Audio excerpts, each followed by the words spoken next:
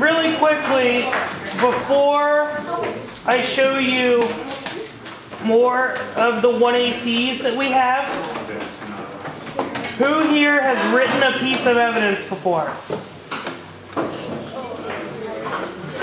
I made them do it. Do they know how to format it right? Yeah. Alright. So, I'm going to show you something real quick, and you'll probably love me for the rest of your life once I show you this. No, that's my favorite football player.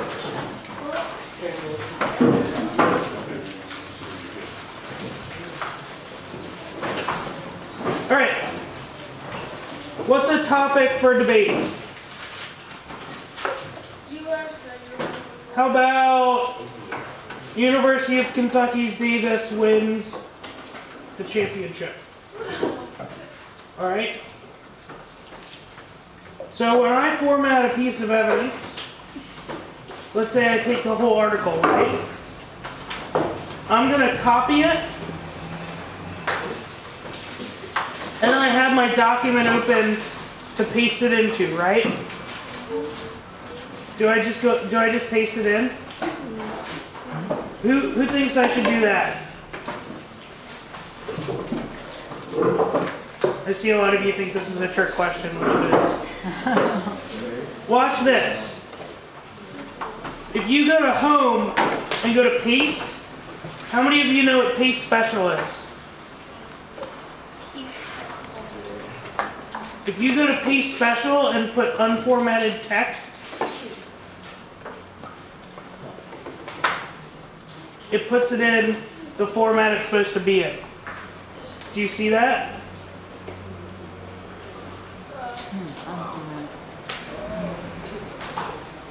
Now, do you see how all this evidence is formatted?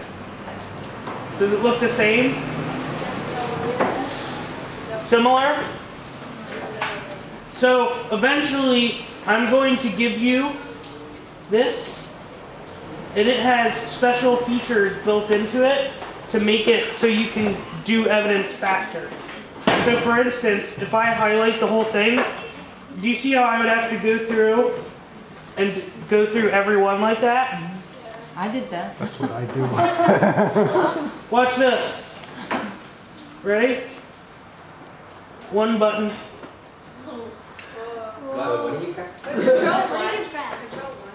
Who's impressed? I didn't hear too many oohs.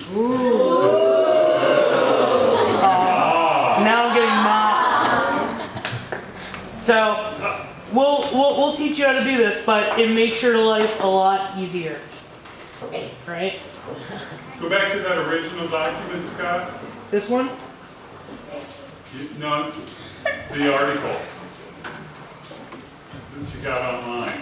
There you go. So whatever formatting there was in that article, you really don't even know what it is, do you? No.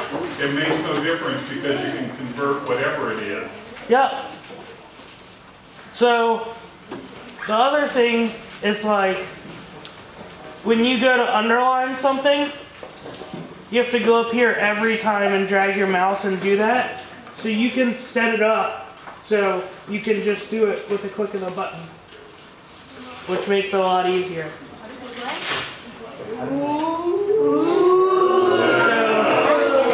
So you'll find out that it makes it a lot easier than you think so. All right. Back to what we were doing. Scott, are you going to show them the macros that? Yeah, I know how to program macros, but I'll just give them the template that I have. Okay. You'll even see that I have my own debate tab to do lots of things on. Like I can.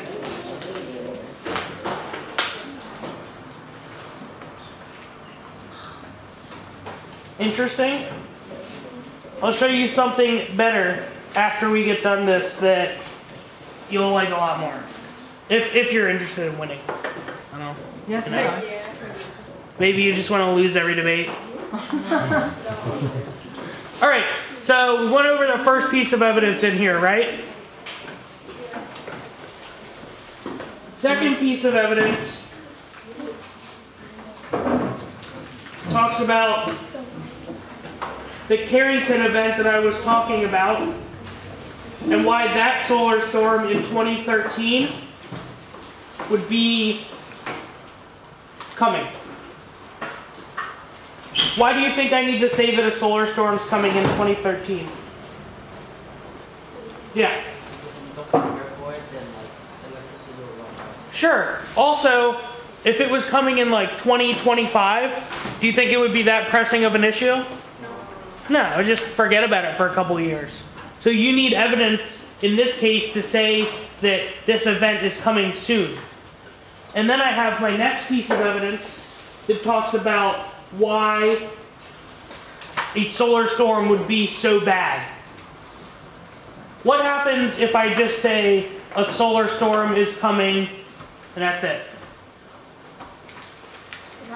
What are you going to say? So what? So what? Yeah. All right, a solar storm is coming. All right. How would debaters phrase that? They should know. There is no significance. Significance Well, what? what do we call it? What do we call it? You have a claim and you have a piece of evidence, and what do you have? Impact. Right. It's an impact. That's correct. So, and then this next piece of evidence talks about why Discover would, this piece of evidence actually talks about ACE, which is the current satellite that tracks solar storms, and why that satellite isn't sufficient in the status quo.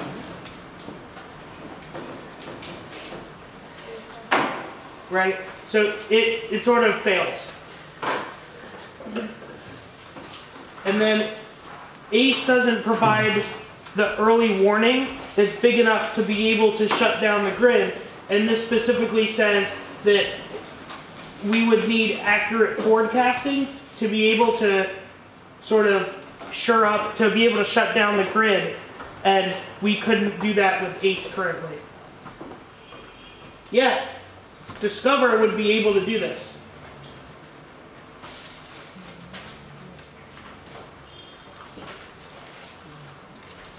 So that's kind of like our, do you know what an internal link story is? All right, if I go from A to B to C to D to E to make my story, right? And then at the end of the story, what do I have? Impacts, yeah. So now I'm going to get to the impacts part of it. So in this specific case, I'm saying that a solar storm would destroy the economy, and I have two ways that it would do so. The first is that it would create blackouts. Ethan. It would destroy like all sorts of satellites that would hurt our space commerce and things of that nature. And collapse of the economy would probably be bad.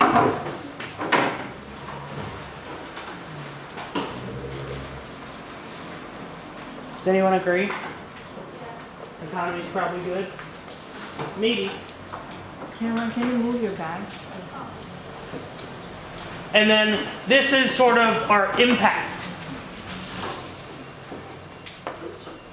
So I think this is the part we need to explain to our kids. Sure. What I've been doing was they've been coming up with their own impact statement. sure. Okay. However, according to this document, the impact is actually relied on. It is. Another source of evidence, Yes. right? So I think you need to.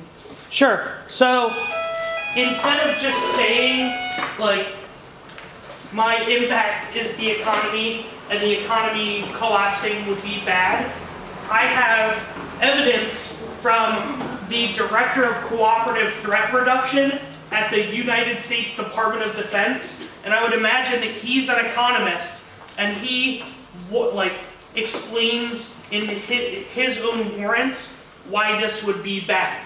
So So, rhythms in the global economy are associated with the fall of preeminent power and often bloody transition, increasing the risk of miscalculation, even relatively certain, could lead to a permissive environment for conflict.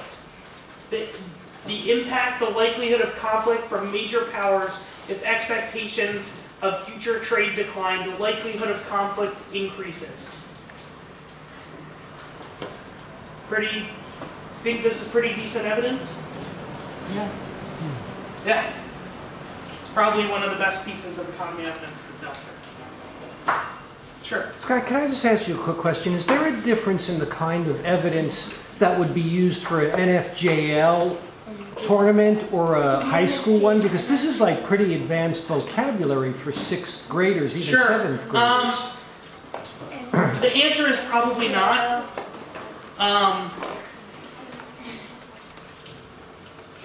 I mean, they're like, yeah. You want me to address this question? Sure. It's only advanced when they first get it.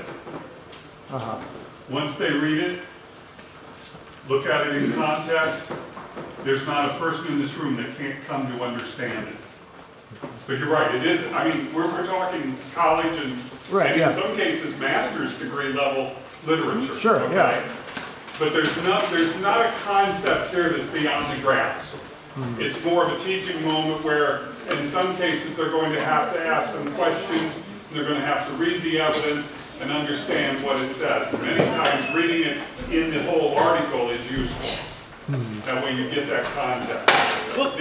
That's the downside answer. The upside answer, though, is now we have middle school students that are handling master's degree level literature. And that is an upside. I mean, the other thing is, how many people have written like a research paper before? Anyone? Do you think you'll have to write one in the future? Yeah. All right, I can pretty much tell you with certainty that I have never researched for a research paper. Why do you think this is? Debate, sure. Any research topic paper I ever had? Right there. No work necessary. But, no, that's just one of the pluses to it. I'm also lazy. So you're saying college comes easy, right? College work comes easy. I think you're efficient at doing it. Like, you've gotten evidence before, so when people are like, oh, I need to check out a book, I'm just like, well, I do this every day. All right, easy. So that's the first choice for the harm scenario that we have. The second choice that we're going to have talks about global warming and the sea level rise conflicts that we are talking about. This first piece of evidence says that warming is inevitable. What does that mean? What does inevitable mean? Yeah. Can't stop it. Sure, you can't stop it. Like, I'm sitting in this chair, try to stop me. Is that inevitable? No. Inevitable is probably like, you will die, right? Yes, you will die. That is inevitable. So global warming is going to happen no matter what, whether you think it's true or not. Whether that's the truth or not is probably debatable, but probably on the side of truth. There's a valid point in that.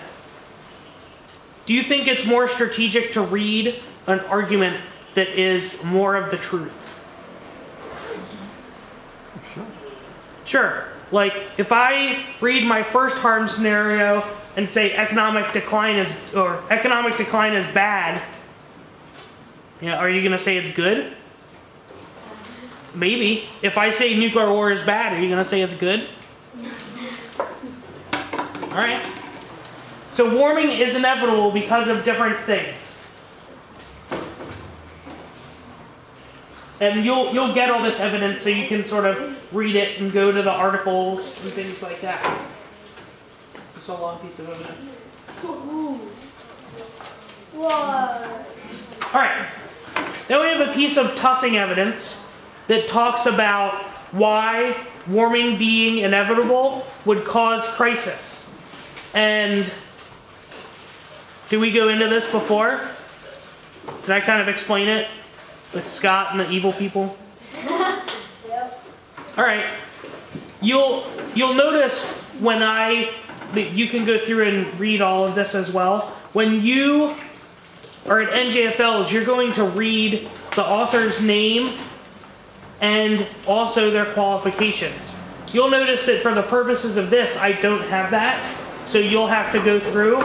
But it's better if you have more qualified authors, not just like this person has a PhD, but this person has a PhD and is a professor in the field that they're talking about. So this says that crisis escalate, and it's from the Professor of National Security Affairs for the Center of Strategic Leadership at the U.S. Army War College.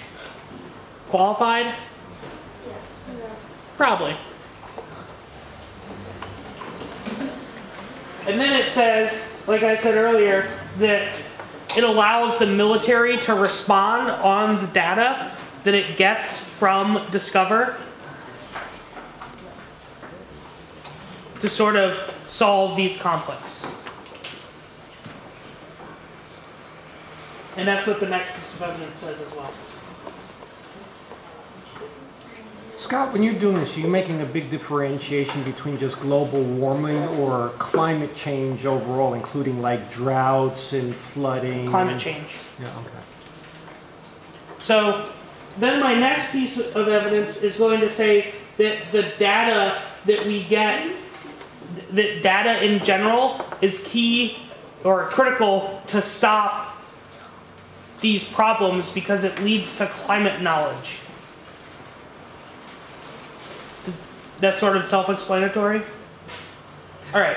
Then you get into what would be your conventional solvency as to why Discover would sort of solve the problems. And you can definitely just read that yourselves. I'm not going to go too in depth with you. Basically, like, there's data, it observes, gets the data, it's calibrated the right way, and Scott, it relates it. is it better to have more of your harms evidence in your case or solvency evidence in your case? The answer is that there's no real answer to that. It depends on what you have. Like, if you don't think your affirmative solves, I would probably have more solvency. If you think it does solve, maybe you need less. Maybe your affirmative doesn't have a lot of, bad things that it solves, so you need to read more harms to make up for that. So if you have more harms, it makes it look like you're solving more, right? You would certainly have more impacts, which probably helps you at the end of the debate.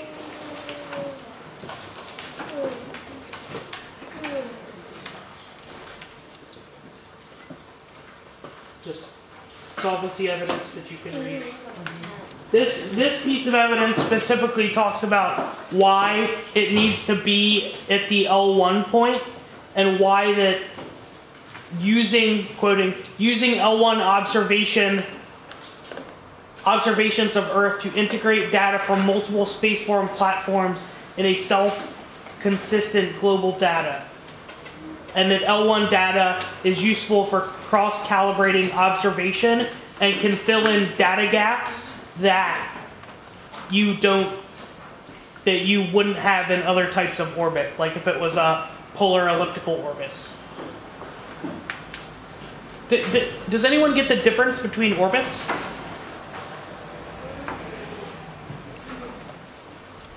Low Earth orbits. Sure, LEO. But you were just saying, Scott, this is about 1 million miles away? Yes. So it's 4 times further than the moon. Yes. That's low Earth.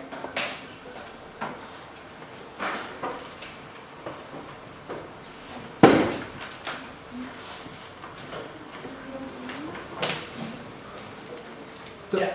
But this is a question I was going to ask you. Why would you, if you're going to observe Earth, why would you send something so far? Why not closer? It can see the whole day side of the Earth.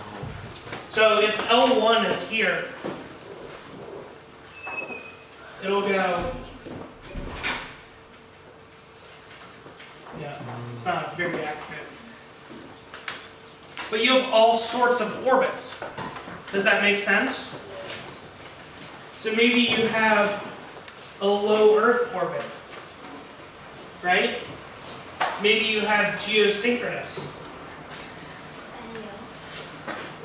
NEO is near Earth object. It's like an asteroid. I'm not sure.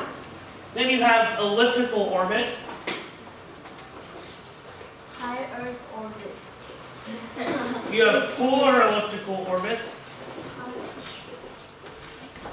So all of these things are useful for different types of satellites. High Earth orbit. I really don't know what that is. The other thing that you'll notice, and this is just like a little fact, is that we have slots for these. What if I put every satellite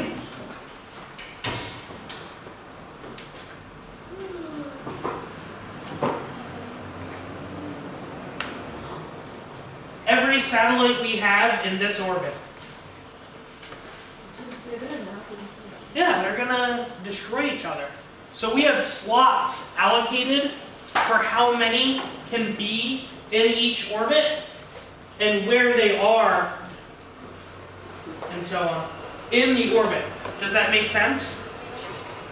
So maybe you're like SBSP or something like that would cause too many geosynchronous satellites to be in that orbit. Alright? Yeah. Like, what if asteroid hit the satellite that is like... If an asteroid hit a satellite, you know, please, it's not the Earth. No, but if you have a like satellite like way over... Like here? Yeah. And asteroid will hit it. We'd probably have to launch another one. We could rapidly reconstitute it. Alright, and then this part of the AF is structured a little differently because it sort of separates the internal link chain, so like A, B, C, D making sense, and the solvency from the harms. So the first thing that it talks about is Africa and why the migration that would happen from sea level rise would cause conflicts, and that we need sort of cooperation over the data and like scenario planning to be able to solve this. Does that make sense? Does anyone have any questions at this point? I know I'm using, you know, somewhat. So do you guys understand the structure of this affirmative case? Yeah. What did you see first? Status quo. Status quo. And then next? Harms? What was one of the first harms? Okay. Bear with me. Yeah. And then it says that when you have wars in Africa, that it draws in great powers like the United States and Russia and China for conflict in Africa. So geopolitically speaking, Africa is open range. Few countries are beholden to any particular power. Outside powers can more easily find client states there than Europe, where the political lines have long since been drawn. An African war can attract outside involvement very quickly. An African nuclear strike can ignite a much broader I can't pronounce that word. If the other powers are interested in a fight. And then it says Africa is an ocean for troubled waters. Some people love to go fishing. I don't know why it says that. All right. Yeah, I guess they like to fish. And then the next scenario talks about how the India and Pakistan region has a river in Kashmir that could flood. Does anyone know where Kashmir is? It's the land in between India and Pakistan that they fight over constantly.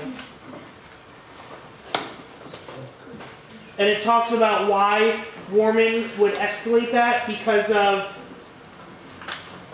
snow melting in the Himalayas. And it would flood the Indus River.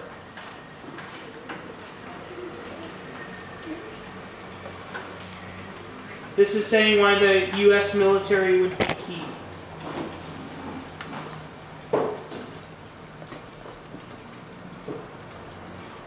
Everyone with me?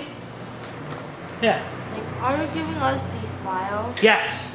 But like, if we have these files, everyone just will like use the same evidence, and debate round's gonna be like boring. Sure, that's why you do new research. Like, everyone on my team ran this at some point, and everyone on the team had their own, like, secret strategy against this app. Like, one person was like, the Ukraine should launch Discover. And some person was just like, get out of here, that's bogus. Who thinks they like this? Is this a decent affirmative? You guys like this? This case? Satellite case? Here, what, like, here. Alright. What would you read against this? You're negative, what do you read? If you're negative, what would you do? You're negative, what do you do? Yeah. Ask for money. Ask- Or ask we're gonna destroy satellites, and you have to keep like, yeah, wasting money. Alright. Anyone else? No, for Discover. Hardening's for operationally responsive space. What kind of arm's length or DA can you think of? If Yeah, you're what kind of negative? DAs would you read? Spending money, Spending? Alright. What's the problem with the spending this ad? Oh, money. Is this very expensive? Yes. Not really. Yeah. Oh, we've only got 15 minutes. I haven't read that in here. Yeah, possibly. Also, does the affirmative solve the economy? We recharge this one. Solar storms, what did that have? Blackouts? Do you think it solves the economy? Would you rather save the whole economy from a solar storm or not spend like $100 million to launch this baby? What would you do? It's not like you're gonna stop it. Alright, so I think the point of what we're realizing now is this is a good app. Why do I say that? Because you have no idea what to say against it. I know. Now, there are things that you can say against it, and we'll go into that, but just on a first level, pretty strategic, right? Yeah. Now, Is this well known already at tournament sites? some people will know about this. Middle school, probably not as much. Okay, guys, there's your affirmative. No, it's gonna be boring. Why? Because everyone has the same evidence. You know what's not boring? Debating. Winning. How many contestants are you, I mean, not you, but the NGF expecting this year? I mean, I would definitely have different versions of it. So let's say in the first round, I read the solar storms harms. Someone could find out that you're reading Discover with the solar storms harms. And in the next round, you don't say solar storms. You say climate and be like, oh, sorry, just tricked you. Like, it's all strategy. It's all, why would I do this? It's all about winning. So one affirmative case, but different variations of an affirmative case, right? I haven't met anyone that likes to lose yet.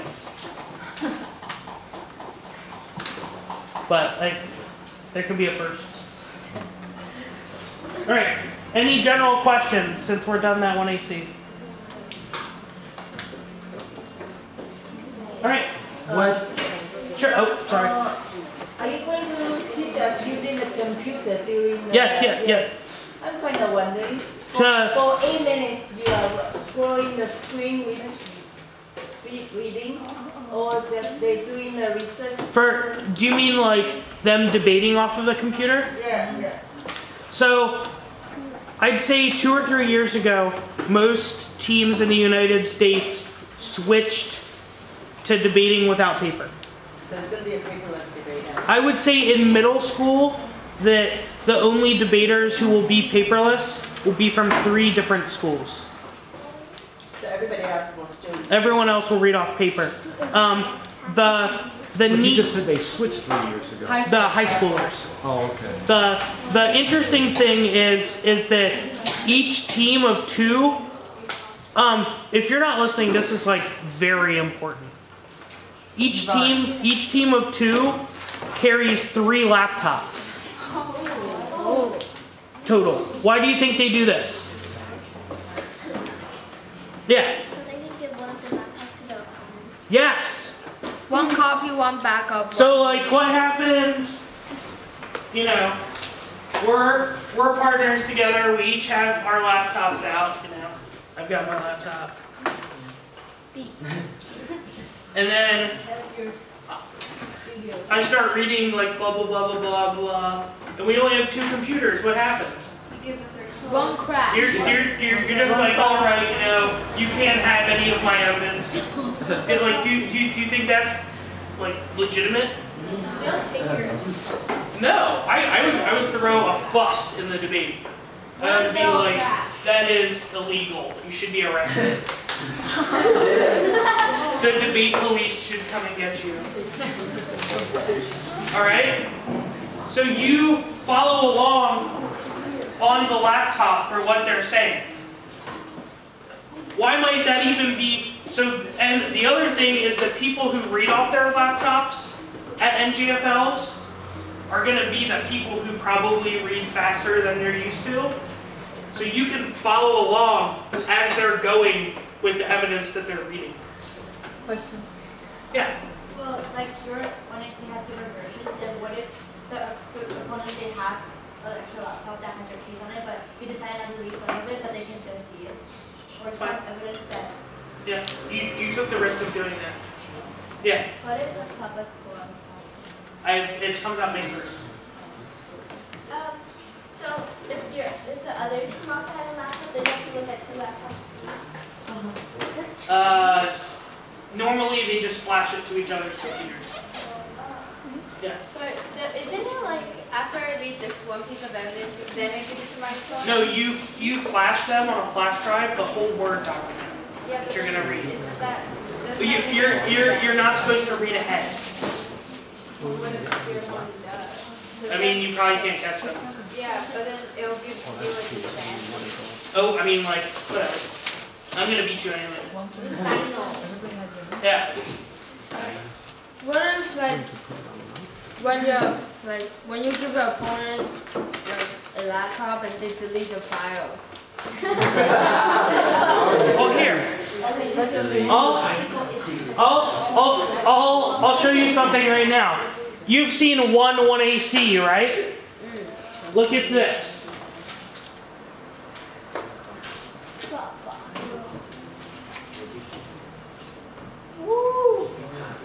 This is all of the 1ACs that my teams have read this year. What if they delete all? I have them in a program that you can save them on. Do you get to see those?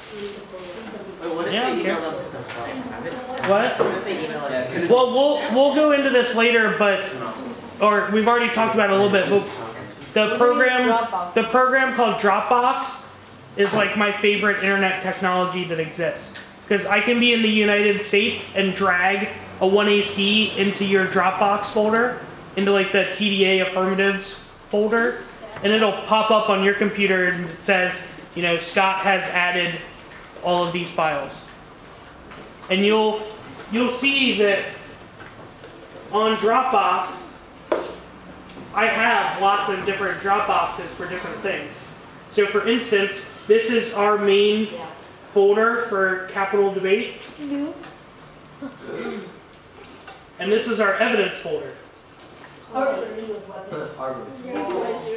And we have all of our different things in here. So like I can go to counter plans, and we have every counter plan that we've read this year. MPTS. EXO down. EXO is something that Mr. Washer will get into in the next lecture. But you'll also see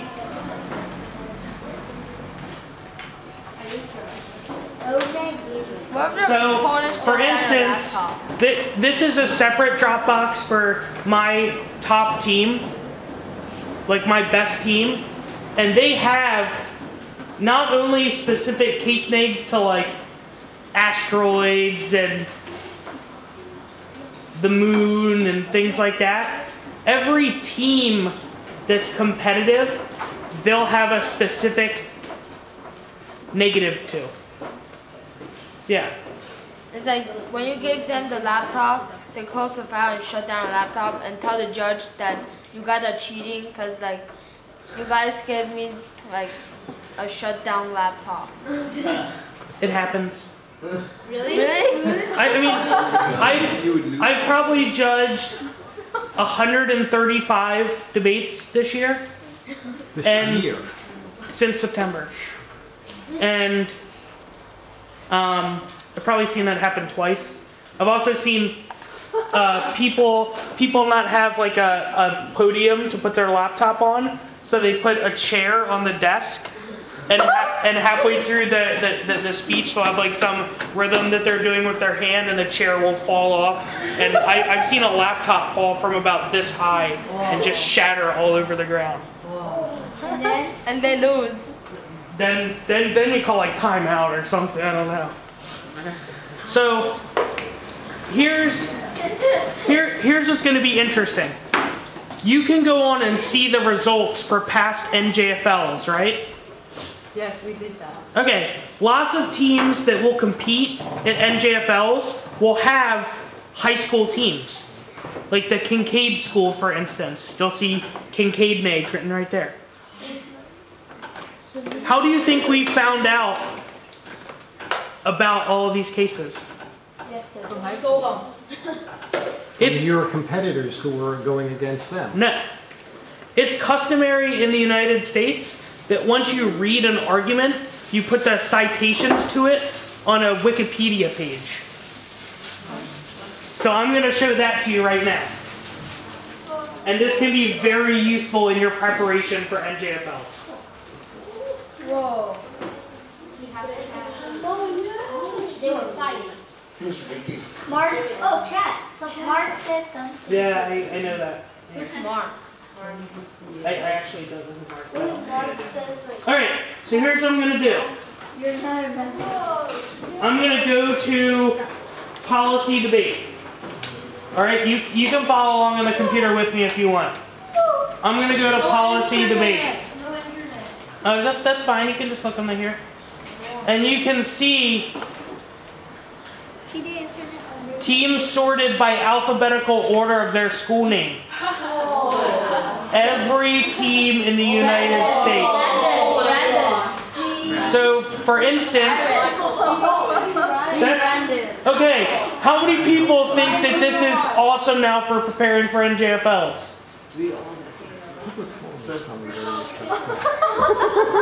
Where is it? Send me the link. Yeah. NJFL. Excuse me? If you go to your NJFL, do you know who you're going to go against? I would say that the programs who have historically done policy debate have high school teams, so they'll be on here. Can you send me the link? Miss Jessie already knows this. Just go into wiki.debatecoaches.org. So you'll see Oh, then we can just take we can go to my best team right now. Oh, okay, let's All right? Let's go there and just take everything. Michael Cool. I like. So you'll see that my team has read Discover. We've read the Maritime Domain Awareness Act. And we have every strategy from every tournament round we've participated in. Not a word, you guys. So, Oh, can I see your plans? so like, for instance, let's say you're hitting Discover, all right? Can I see your counter plan? You're hitting Discover. So let's say you go to my team's page and see at the Georgetown tournament what they said against Discover. And they list what they read, the Ukraine counterplan. What's that? But you can't see the actual cases. Yes, you can. If you scroll down past all of their info, they have all of the evidence that they've read. So you can sort of look at all of it. They have links. They have like what parts of the evidence that they read. Now, the B group students, are you envious of the A group? No, we're thanking you. Yes. Are you thanking me? Yes. What do we do courses? I mean, some of the wiki pages are even better than ours. For instance, Kincaid, who you'll debate against.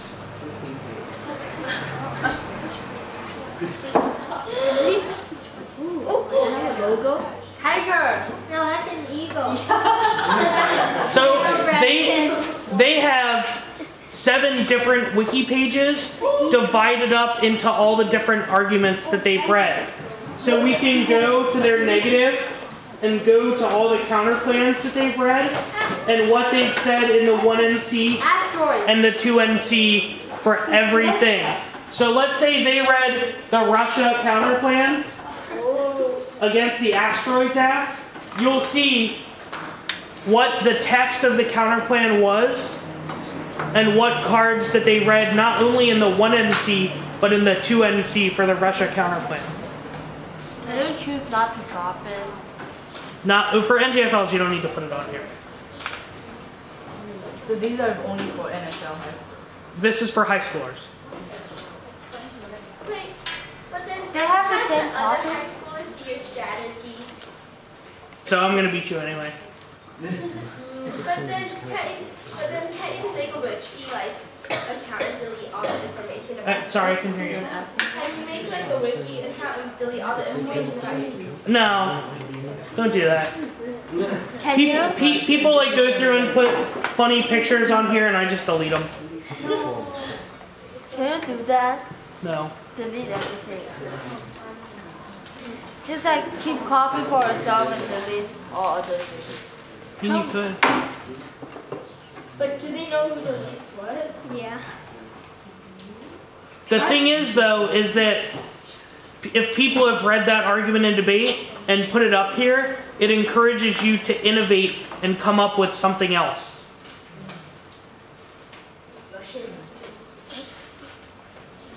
Can you like try to press the website? Like click in the website. So, for instance, Kincaid will definitely have middle schoolers at NJFLs, and it would be a good idea to sort of have a, look over at some point